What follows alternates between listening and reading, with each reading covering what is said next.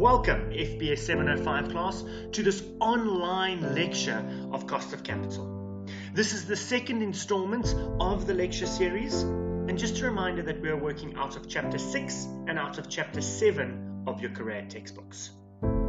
If we think about where we are in this module, in the first video we covered the general principles, covering the general principles of WACC and the underlying characteristics. What we're going to be looking at today is we're going to be digging down into detail relating to the debt components of WACC, debt financing, and the cost of debt that we incorporate into our WACC calculation. However, before we move on, we need to make sure that we're all familiar with the debt terminology. This is important as I'll be using this terminology throughout not only this online lecture, but throughout the rest of the cost of capital plan program. Firstly, nominal value. This is just the face value of an instrument. A coupon rate. This is the actual cash amount that is paid, and it is based on the face value or the nominal value of an instrument. We've got the maturity date, which is the date in which an instrument is redeemed. And then lastly, very importantly, we've got the yield to maturity. The yield to maturity is the implicit rate that investors will earn by holding this particular instrument.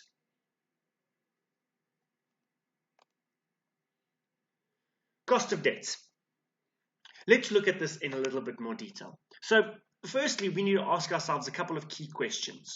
And the first question that everyone always looks to is, why is debt less expensive relative to equity? And there are three main reasons for this. Firstly, it all comes down to the capital and interest payments and the preferential treatment. So if we think about a debt holder, on liquidation, a debt holder has preferential rights.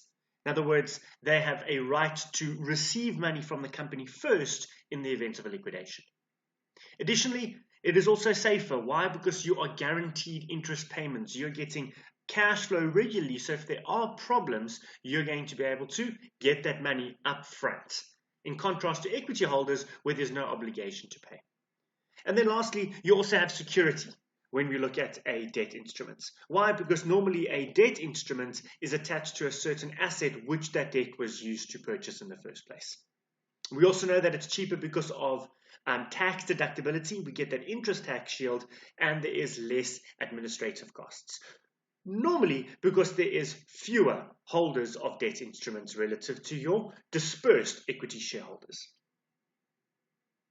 However, one thing that we do know, and if we go back to my cost of capital lecture, we know that as we increase the amount of finance, we increase the amount of financial risk. Importantly, what a company wants to try and do with debt is they want to try and increase this debt to increase the shareholders' return. And this is known as the leverage or the gearing effect. However, as we established in that cost of capital, as we established in that capital structure lecture, as we increase the amounts of debt, we know that the financial risk also increases. So we know that there's always this trade-off when we're looking at debt. There's this trade-off between, as a result of wanting to increase positive gearing, versus the current historical or the current financial risk of an organization. Before we move on, what we need to do is we need to address and identify the key question that we must always answer when we're looking at the cost of debt. What is the one question that we need to ask ourselves? And no, the question is not, did Carol Baskin kill her husband? Nor is the question, why did I waste all this time watching Tiger King when I could have been spending time focusing on my CTA studies? The question we actually need to ask ourselves is whether or not this debt is redeemable or non-redeemable. And then additionally, we need to ask ourselves whether this is a new issue or it is the cost of existing debt within the business. The first example that I want to look to today is irredeemable debt, specifically relating to new issue. The first concept that we must be aware of when we're looking at irredeemable debts is that premiums and discounts may be ignored in relation to these calculations. The reason for this is because the underlying value in this irredeemable debt instrument is made up of the present valuing of all perpetuity payments. So any premium or discount value, well, essentially it will never be a premium because it's never redeemed, but any discount value becomes insignificant as a result of all those present valuing of future cash flows. The first new issue that I would like you to make you aware of today is the new issue of irredeemable instruments, specifically when there are no issue costs involved. The next aspect that we must go down is we must decide, based on the information that's provided in the scenario, have they given me a market interest rate, or have they given me a listed entity and an interest payment amount? If we've been given a interest rate, the market interest rate, the only thing we need to do is we need to adjust for that as an after-tax basis. However, if they give us a rand value payment that particular instrument will be making, we then need to divide it by the current price of that instrument. Remember, when we're looking at the current price of the instrument, we are always looking at ex-dividend. It must be excluding any dividend amounts. And we can only ever use this when it is a listed entity. If it is not a listed entity, well, then we can't have a true approximation of that P0 value. Let's look at an example to illustrate this. In this example, question example 2, a company wants to issue 50,000 8% 100 Rand irredeemable debentures. The company has a tax rate of 28%, and similar debentures also carry an 8% per annum interest rate. I would like for you to calculate the cost of debts and the total fair value of this particular instrument. Pause the video and take 2 seconds and jot down your answer. Wonderful. Hope you've done that. Let's go through the solution together. Well, first thing that we want to look at is we want to look at the cost of debts. In this particular example, what did they give me? They haven't given me an interest payment, they've given me a market-related interest rate, and that interest rate was 8%. Based on the information that's provided, the only thing that I needed to do is I needed to adjust that for an after-tax basis. So that's what I do, and I get to an answer of 5.76%. The next thing that I want to do is I want to calculate the market value, or the fair value of that particular instrument. To do that, I calculate and I determine what is the issue price, and I multiply that by the number of instruments to get me to a fair value of 5 million Rand. Now, if we think back to FBS 300, a concept that I want to introduce nice and early on is this concept of fact-checking yourself as you're going through an answer. The question we need to ask ourselves is, well, what interest rate did we issue this instrument at, and what is the market interest rate? And what impact does this have on the fair value of my instrument? If we think about this, if I issue an instrument at 8% and the market is also offering 8%, is there going to be any premium, or is there going to be any discounts? Well, no. Why? Because it is fairly reflected. If, however, I'm only offering a interest rate into perpetuity of 6%, but the market is offering 8%, would I still be able to issue that particular instrument at market value? Well, no, I wouldn't, because if I did, no one else or no one on the market would be willing to buy that particular instrument. Reason being is they can buy an instrument for the same price, which yields a higher interest. So what do I need to do? I need to issue it at a discount. What is the impact? The impact that, therefore, is if the market interest rate is higher than my offered interest rates, I'm expecting the value to be lower, my fair value to be lower than the market rate. If, however, I'm offering an interest rate higher relative to the markets, I would then obviously be able to issue that particular instrument at a premium to the markets. I would expect this P0 value to be higher. This is a concept I'll readdress as we're going through the various iterations of the slide, but something just to keep in the back of your mind to fact check yourself to see, am I on the right track with this respective answer? Now let's look at irredeemable debt which contains issue costs. If we're looking at issue costs, well, it's a related expense, correct? And as a result of it being a related expense, my cost of debt should increase. And the reason why my cost of debt should increase specifically is related to the fact that I'm going to receive less cash when I issue out that debenture or I issue out that particular loan. Additionally, if the issue cost is tax deductible, the cost should also be adjusted for tax in the calculation. So again, as we had with no issue costs, we've got two examples. We've got the iteration over here where I've been given the specific interest rate as a percentage. And then I've got my iteration over here where I've been given the actual market value or the actual interest payments. And for both of them, I've got flotation costs, which refer to my issue costs. No different to what you would have done last year in FPS 300. Let's look at class question 3. In this example, the company A will issue 10% 100 Rand irredeemable debentures.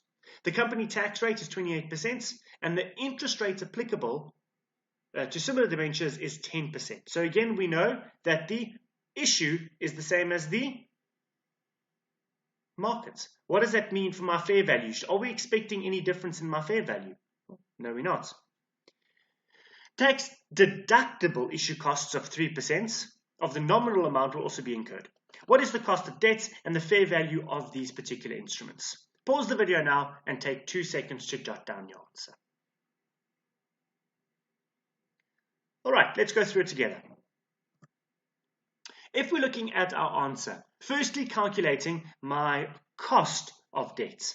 Again, I've been given an interest rate figure, not an actual interest payments, so I'm going to be using my specific interest rates percentage formula. In my example, I know that the cost of debt was 10% in the markets, and I also know that I've got 3% share issue costs. So what does this relate to, and what does this translate to? It means that I have now got a 7.36 cost of debt. Importantly, what have I done here? I've taken away tax. Why? Because I will essentially get a reduced tax expense as a result of these share costs.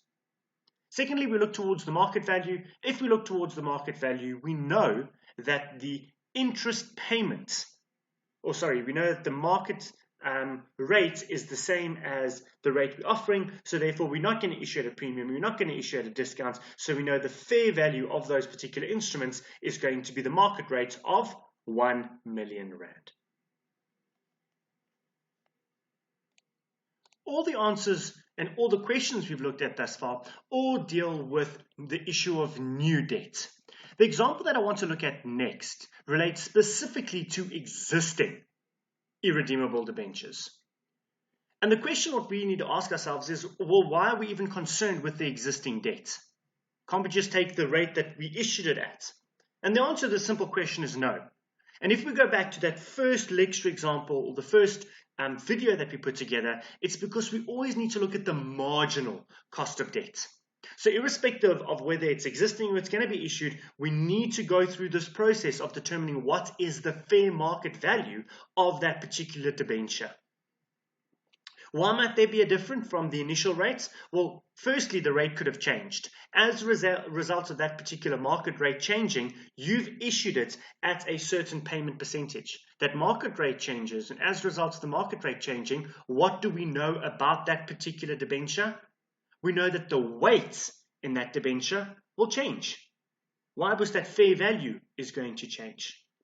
We also know that the cost of debt is still to be determined in the same manner. So we still go through that same process when we're going through this example. Let's have a look at an example to illustrate this, because I think this is the easiest way to understand it.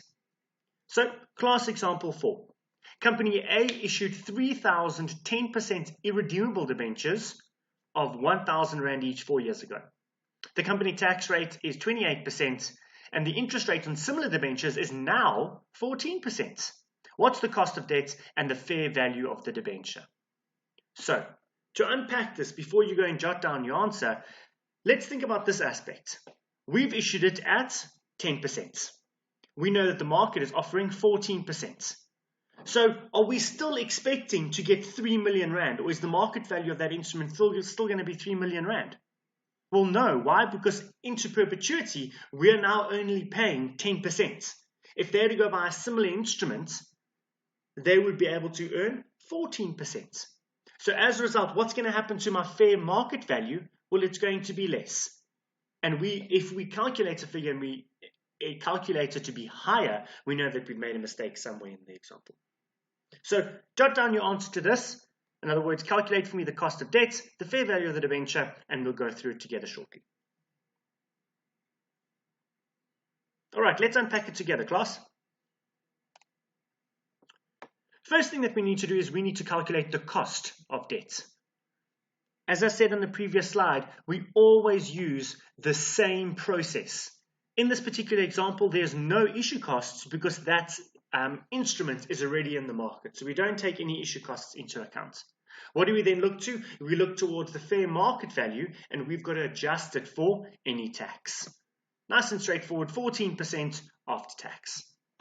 However, the challenging component that we now need to look at is we need to say, well, we issued at a certain amount. However, the interest amount that we are paying on that particular instrument is lower than what the market is offering. So, is that fair value still going to be reflective of that instrument's value? No. What do we need to do? We need to determine what that actual value is. So, we need to take the actual interest paid, which is your 3 million rand multiplied by 10%, divided by that required rate, which means that your fair value is 2.1 million. Think about it like this. If you have to go and issue that new instrument now, ignoring share issue costs, because we know it's already in existence, but if we were to go issue that now, in order for someone to be willing to buy this particular debt instrument, we cannot issue it at 3 million rand. Because if we issue it at 3 million rand and we're only offering 10%, why would anyone buy our instrument? They would buy some other instrument for 3 million, which is offering the 14%.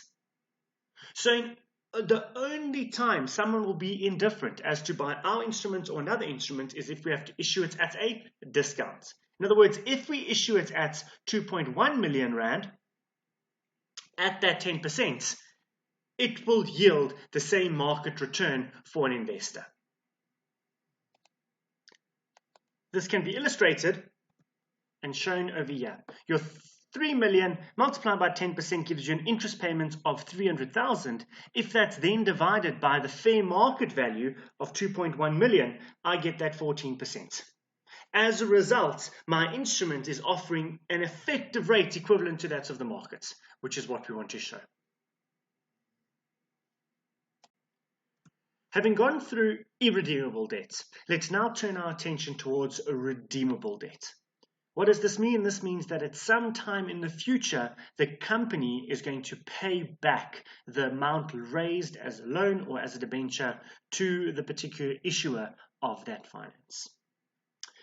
What we need to remember when we're looking at redeemable debt, and an important issue, is that the value or the cost must always be calculated using after-tax cash flows.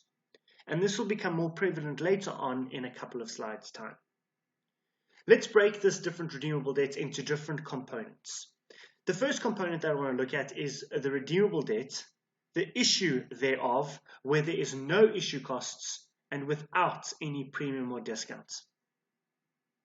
But before we move on, I just want to point out that when we are looking at the tax deductibility, it is only applicable to the interest portion and not the capital repayment portion.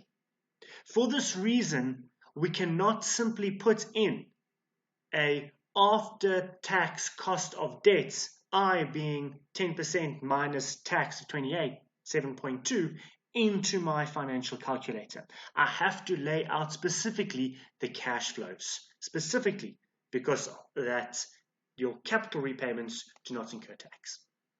Let's have a look at this very simple almost rudimentary FBS 300 example in class question 5. In this example, a company expects to issue 10% redeemable debentures. The debenture will be redeemed at the end of 4 years. The company's tax rate is 28%, and similar debentures also carry a 10% per annum interest rate. What is the cost of debt and the fair value of these debentures? First key question, market value. Are we expecting the market value to be higher, lower, or the same? Secondly, what is the cost of this instrument? Pause the video, jot down your answer, and we'll go through it momentarily. All right, let's discuss the answer. Firstly, when we're looking at my cost of debt, we need to outline the cash flows. So in year 0, we're going to be raising the particular bond. As a result of this, there's no issue cost, so we're going to raise the exact amounts. For the next couple of years, we're going to lay out the cash flows relating to this particular instrument. So it'll just be that 1 million multiplied by the 10%, importantly, after tax, to get me to interest payments of 72. And then lastly, I have got a redeemable portion where I'm paying back both the capital as well as the interest. Don't forget the interest for this final year. Common mistake. And then we just compute an IRR on our financial calculators. Now, what we would have done in FBS 300, or what you would have been shown last year, is you simply would have then just calculated, or you would have just looked at the 10% and taken it off the tax. And you wouldn't have necessarily have gone down into this particular detail. You can still take this shortcut. However, you can only do so when you've got a situation where there is no issue costs and no premium or discounts. If you've got this example, we know that the market rate's equal to our respective rate. We can just take our rate and take it off to tax because there's no issue costs or discounts. But as soon as there is, then there's additional complexities. And we're going to go through those scenarios shortly. Fair value remains at 1 million. Remember, in this example, the interest rate offered by the markets and the interest rate we are offering is identical. So, as a result, we can issue that instrument at fair value, at its face value, which is the 1 million rand. Let's now incorporate an additional complexity. Building on this previous example, there's no premium or discount, but we're now incorporating the principle of new issue costs. So it's a new issue of a redeemable instrument with issue costs. Importantly, what do we know? We know that the issue costs must also be brought into account. The question we need to ask ourselves is whether these issue costs are tax deductible. And if it's tax deductible, we've got to incorporate both the tax essential saving as a result of this expense, as well as this share issue cost expense into our cash flow forecast to determine my effective interest rate or my cost of debt. Importantly, when we're doing this, we also need to take note of the timing of the tax deductibility of this interest. If we think back towards capital budgeting last year, and it's the same principle with working capital over here that there was with working capital. In other words, you're going to have to pay the share issue costs up front, right? As a result of paying the share issue costs, it's going to reduce the amount of income you receive at time period 0. However, you'll only be able to benefit from that tax deductibility or the lesser interest charge at the end of the first year. So there's that first year timing difference, and this must be incorporated into your cash flow analysis when you're calculating this cost of debt. Let's illustrate this through an example. Class example 6. Company A wishes to issue 5,000 10% 200 Rand debentures, which will be repaid in full at the end of 5 years. The company's tax rate is 28%, share issue costs will amount to 3%, and it's deductible for tax purposes. Keep note, you've got to inspect to see whether or not we make it clear that it's deductible for tax or not. In the same year in which the issue costs were incurred. What is the cost of debt and what is the fair value of this particular instrument? All right, so pause the video, jot down your answer, and we'll go through it together. All right, let's unpack this additional complexity and let's go through the solution to class example 6. First thing we need to look at is we need to look at the cost of debt. In determining the cost of debt, when we're looking at a redeemable instrument, we've got to go through this process of determining when the cash flows occur. So in time period naught, we're going to raise 5,200 Rand debentures, but we're also going to have to incur costs of 3%. So what does that do to my cash flows in time period naught? It means that I'm only going to get a net inflow of 970,000 Rand. For the end of my first year, I've got my interest charge, but I also need to take into account this this tax shield that I get as a result of paying these share issue costs. Why? Because I know that these share issue costs are tax deductible. Time period 2 to time period 4, I'm going to just pay the interest charge. And then lastly, in the final year, I'm going to pay the interest charge in addition to that capital repayments. Importantly, all these interest charges are always done after tax, which means that when I get to my final answer, which is 7.752, it is already post-tax because I've taken tax into account in my underlying cash flows. How much am I issuing it for? I'm issuing it for essentially 1 million Rand, and that represents my fair value. So what is the principle? What are the things that we wanted to highlight here? We wanted to highlight the difference in timing, and we wanted to highlight the impact that these share issue costs have. Moving on towards the next example. And this is where we've got the impact of section 24J. And we need to look at a yield to maturity rate, which we must calculate. What I suggest that you do is, if you're uncertain with any of the principles here, I think you should go back to that financing lecture slides. Go through that information, because a lot of these components build on what was said in Greg's lectures. So what we now are looking at is we're looking at the third scenario. We're issuing new equity, but this new equity has both share issue costs and a premium or discount, which is taken into account. Importantly, we know this premium or discount impacts on the embedded interest rates, which is why we've got to calculate it to determine a yield to maturity. I think the best thing to do is actually go through a class example for this question and see how it all pans out. Go through the different steps. We'll do this class example together, and then thereafter I'll give you another class example to practice these key principles. So let's have a look at class example 7 together. ABC Limited will issue 10,000 new 100 Rand redeemable debentures with a nominal interest rate of 14% per annum. Issue costs will amount to 3% of the amount collected, and the issue costs are deductible for tax purposes. So great, we know issue costs 3% deductible, yes.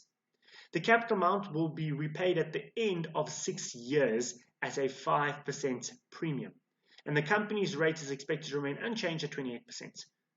Question, what is the cost of debt and the fair value of these debentures? Now, in answering this type of question, where we have a premium or a discount, we have got to go through certain thought processes and certain steps to get to my final cost of debt amounts. The first step that we need to do is we need to determine what is my yield to maturity rate for this section 24J, for this premium or for this respective discount. Importantly, what we are trying to show by this is we are trying to determine what is this nominal interest rate that we would have calculated previously after taking into account the premium. That's what we're trying to show. So it's got nothing to do with after-tax cash flows. That comes later. We're trying to determine the nominal interest rates as a result of this premium. So what is this embedded interest rate as a result of this premium we've got? So step 1, we calculate this yield to maturity. Importantly, we also ignore share issue costs in this first step. So in this capital, we raise 1 million Rand. We pay 140,000 Rands worth of interest each and every year. And then lastly, we've got this premium of 5%, which means that we pay 1,050,000 at the end of this term. We put this into my financial calculator, and I get a pre-tax yield to maturity of 14.577%. That is my first step in the process. Once I've done this, I go to step 2. And step 2 is preparing, importantly, a amortization schedule.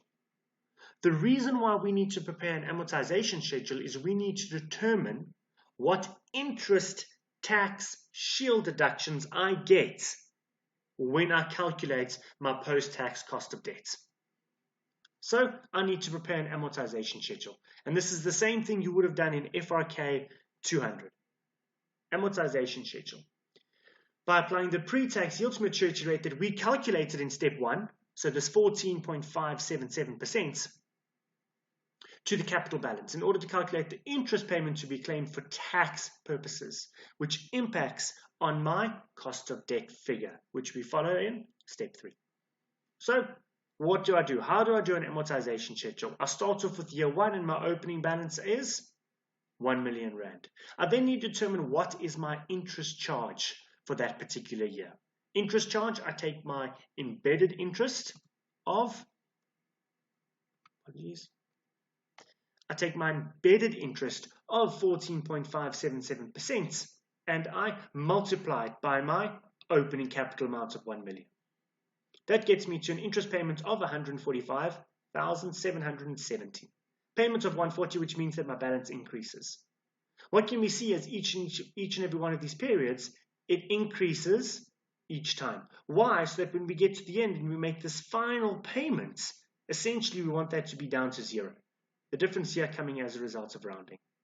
All right, so each and every, and this takes into account the implicit increase in our interest rates as a result of this premium at the end of these 6 years. So that's step 2. Calculate an amortization schedule to get these interest payments. The last step in our process is to calculate a post-tax cost of debt. This is the same thing that we would have done in the example preceding this one, where we looked at my share issue costs. Only difference here is I take the additional information from my amortization schedule. So what's the first issue? How much capital I raise? 1 million. What's my share issue costs? 3% is that 30,000. As we established in the preceding example, we only get that tax deduction at the end of the first year. I then have to take my cash flows into account. Remember, cash is king. That's why we're going through this process. So the reason why we are calculating this particular interest charge of a year is not necessarily to put it into my my essential forecast or my cash flow. It is used to determine my tax cash flows. So when I'm calculating my cost of debt, I put my actual interest payments that I have here of 140,000. I've got that redeeming amount of, or that final payment amount of 1,050,000, and then I've got my tax interest amounts. How do I get that tax interest amount? Quite simply, it is going to be my actual effective interest rate that I have as per my amortization schedule multiplied by that tax rate. And then it makes sense, increases each and every year. Why? Because that interest payment gets bigger each and every year. Calculate my cash flows, and then I calculate a effective interest rate. Remember, as with all our previous examples, because I've got tax implicit in my cash flows, it's already an after-tax cash rate. Right, so those are the steps. Step number 1, I need to determine what's my nominal rate or my yield to maturity before I calculate any tax effects. Once I've done that, I need to determine my amortization schedule to determine what my effective interest payment is, because that influences on the tax amount that I'm going to get as per section 24J. I then incorporate these tax cash flows along with all the other cash flows in my cash schedule to determine the effective interest rate for this particular instrument. 3 key steps. Lecture example 8. What I would like for you to do is I would like for you to pause the video at this stage, and I would like for you to try this example on your own, using the principles that we've established in the example preceding this one.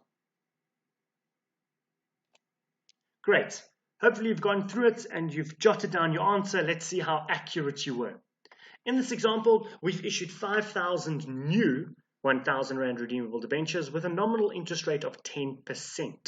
The debentures will be redeemed at the end of 4 years. Issue costs amount to 5% of the amount raised, and they will be issued at a 4% discount, but redeemed at the full value at the end of the 4th year.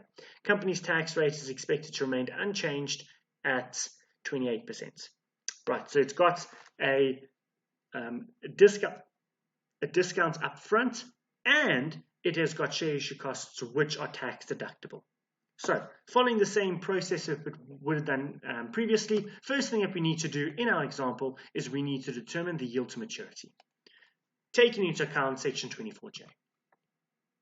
By doing this, we outline the cash flows, or the interest cash flows, including the discount up front, and we get a yield to maturity rate of 11.29%.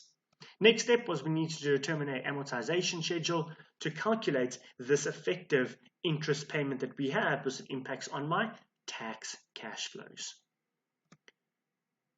And then lastly, I put it all together in a cash flow forecast, and as a result of the cash flow forecast, initial discount, transaction costs, the tax relief as a result of the transaction costs with that timing difference, actual interest payments, the actual interest tax shield, redemption amounts, and that gets us to an effective cost of debt after tax, because tax hasn't been included there, of 9.274%. Hopefully you guys are all with me and you were able to get that particular answer. Now let's look at existing redeemable debt. So we've gone through new redeemable debt. Now we're shifting our focus to existing debt. When we're looking at existing debt, the key question we need to ask ourselves is whether or not this existing debt is fixed or variable in nature. If it has a variable interest rate, in other words, being variable in nature, and it fluctuates as JIBAR does, because that interest rate changes, the underlying market value of debts won't be affected. Why? Because the interest that you're paying links to that of the markets.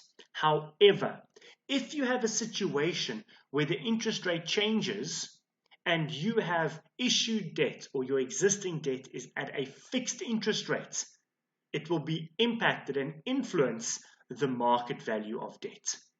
Which means that we cannot just simply take that amount that was issued for, we need to go through that process in determining what that effective rate is. Why? Because we're always looking towards the marginal cost of debt. Importantly, just from an FBS 705 perspective, we will always tell you whether it's fixed or variable rates is applicable. And in the ITC, just be sure that you look out for these particular cues. So key question, number one, existing debt, variable or fixed. That should be your first go-to when you're looking at it. Because if it is, then that market value will be impacted, and we'll need to adjust that market value for that change in the rate. Let's have a look at an example. In this example, we've got a redeemable existing debt without any costs. So 2 years ago, company A issued 10,000 8% 100 Rand redeemable debentures with a 5-year term. Similar debentures with a variable interest rate are currently issued at 10% per annum with a normal interest rate. What is the cost of debt and the fair value of these debentures? Pause the video now, jot down your answers, and we'll go through it shortly. All right, let's go through it together, ladies and gents. First things first, the cost of debt.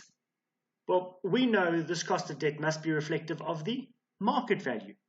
What do we know the market value is? The market value of a particular instrument is currently sitting at 10%. So what do we need to do? We need to adjust this 10% to an after-tax figure of 7.2. However, the complexity now comes in determining the value of this particular instrument. We also know, apologies, just going back, this cost of debt is derived from the market-related rate. However, we now need to determine the fair value of this particular instrument. Why? Because our instrument that we have is offering a lower rate relative to the market. We are offering 8%, that's a fixed rate, whereas the market is offering 10. So if we were to issue that particular item or that particular debenture now, we would have to issue that at a discount. Why? Because the rate that we have is less than that of the market. So if we're determining the fair value of this particular instrument, we outline the cash flows for the remaining term of this instrument. In this, there are 3 terms remaining. In year 1, we're going to pay interest, year 2 interest, and year 3 we're going to pay back the capital portion plus interest. We then have to discount that by the cost or the market cost of that debt to get me to 950,000. Importantly, when we're looking at the fair value, we do not take tax into account. Why? Because we're looking from the fair value of the market, so we exclude all tax expenses. However, when we're looking at the value from the company's perspective, we've got to apply the company-specific after-tax rate. So we're always looking at after-tax cash flows. So the difference when we're looking at it from company's A perspective is we've got after-tax, after-tax, and after-tax, and we're discounting that by, instead of by the 10%, we're discounting by the after-tax rate. So from company's A perspective, this value of this debenture is 960,000.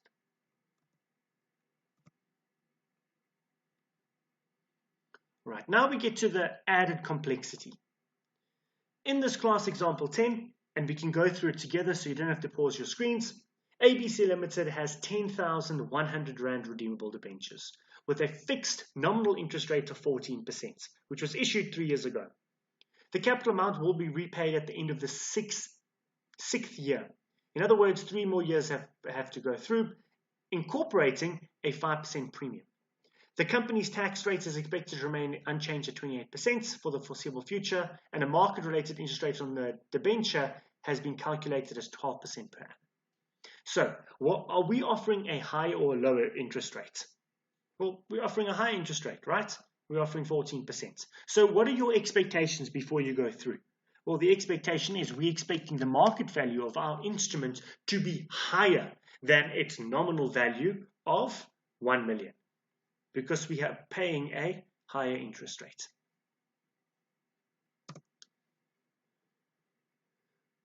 Okay, let's have a look here. So what's the first step? First step, we have got to calculate the initial yield to maturity.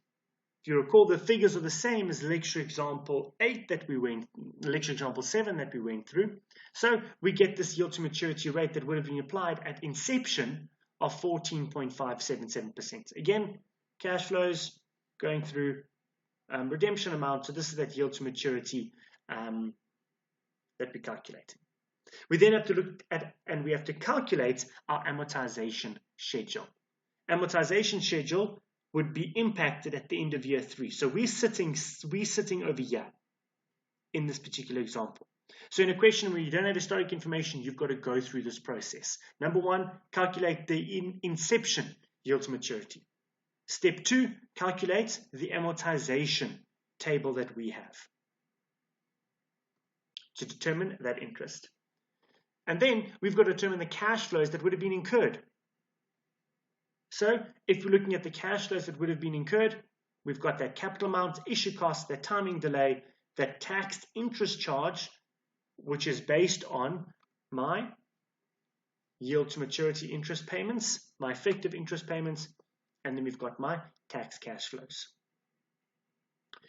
Now what I've got is I must now determine the fair value and the value from a company's perspective.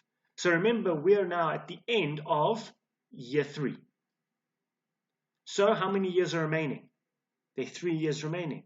So from company's A perspective, if we're now determining the value, we now got to go look at the future cash flows. So in cash flow 1, I'm paying 98,370.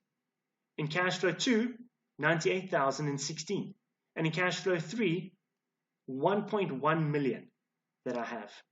I then have to discount by my market value of debt, which is that 12% after tax.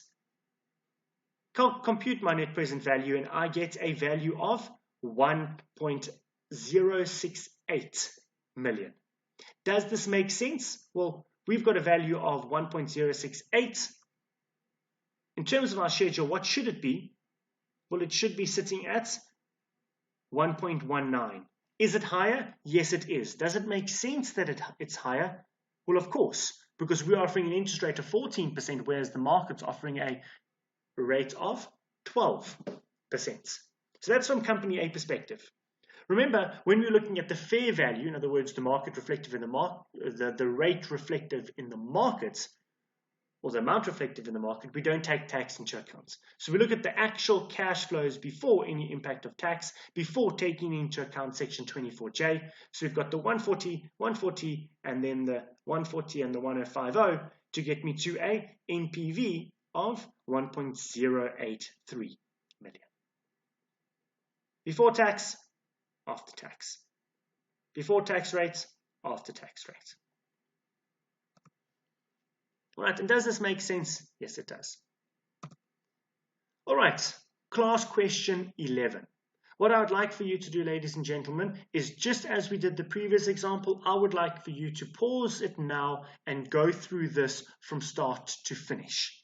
Now, this is a completely new example, not based on anything else that we've done previously, so you've got to go through those thought processes in getting to the right answer.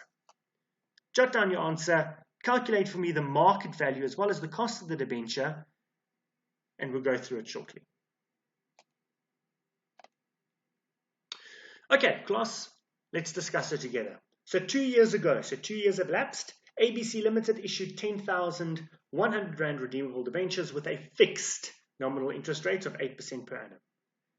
All right, just to discuss, yeah, if it had said a variable nominal interest rate, would it impact on the underlying value? The answer is no. So, however, because we've got a fixed rate here, we know that we're going to have to go through this thought process to determine this change in market value that we have. Issue costs amount to 3% of the nominal amount, of which tax is deductible. According to the loan agreement, the capital amount, including a 7.5% premium, must be paid at the end of a 6-year term. The company rate is expected to remain unchanged at 28% indefinitely, and similar debentures currently pay interest amounting to 10% per annum before taxes. So, before we go on, expectation, well, we're paying 8, they're paying 10, so we're expecting our price or our value of our debenture to be lower than that of the market. Why? Because we are paying a lower interest rate. So let's go through the thought process. First thing that we need to do is we need to determine the yield to maturity at inception. How do we do this? We go through the cash flows for the entity, taking into account the premium at redemption. Once we've done that, the next step in our process would be to calculate the amortization schedule. So here we have it. And in our answer, we calculate a yield to maturity of 8.997, outlining all the different cash flows, and then that's premium at redemption to take in section 24J. We then calculate our amortization schedule, interest charge, interest paid, and we see that balance increasing yet again. Yes, we're off at the end, but that's slightly due to rounding. So where are we? We get the end of year 2, so essentially we're sitting over here in our particular value. But is that the end of the question? No. What do we now need to do? We need to determine the remaining cash flows of this particular instrument. So we set our cash flow forecast. In year 3, we've got our interest amounts. How did I determine this particular interest amount in year 3? Again, it's based on my amortization schedule. So if I go back to my amortization schedule, my opening balance for the end of year 3 is going to be 1.02 million. I multiply this 1.02 million by the yield to maturity to get me to my interest amount. I'll outline the tax deductibility as a result of this effective interest, outline my future payments, my repayment term including the premium, and I discount it importantly by my after tax market value. I get a value of 995,000. Does this make sense? What should the value be? Well, if it was trading at fair market value, it would be trading at 1.02 million. It's less. Does this make sense? Yes, it does. Why? because the rate that we are offering is lower than that of the market rate. Let me get to our answer, and hopefully you guys all got there at the end of the day. This brings us to the end of our complex examples. The last thing that I just want to touch on is a couple of other key issues relating to the cost of debt. Importantly, first and foremost in other issues is this cost of a floating rate of debt. If we've got a floating rate of debt, we need to use the cost of an equivalent fixed rate debt to determine that particular cost. What we should do is we should ensure that this cost is a fixed rate debt with the same term as the project we are trying to evaluate. The second aspect, a little bit more intuitive, is the cost relating to short-term funds. If we're looking at short-term funds, in other words, bank loans, bank overdrafts, etc., we need to use the current interest rates. Why? Because that's the amount we're going to pay for those short-term funds. And then lastly, when we're looking at financing lease arrangements and permanent portions of bank overdraft, these can form part of the capital structure, and therefore they can form part of our weighted average cost of capital. Importantly, they're not automatically part. However, if it is a permanent source of finance, we need to calculate both the cost of the bank overdraft and the financing lease arrangement, and this must be included in my overall WACC weighting for debt. This brings us to the end of our online lecture on debt, specifically relating to weighted average cost of capital. I know it was a very technical lecture. I know there was a lot of new concepts that you'll probably have to work through again, and you may be feeling a little bit battered and bruised. However, there is going to be light at the end of the tunnel. Please feel free to ask questions and get in touch. Good luck, and I'll see you soon for installment number 3.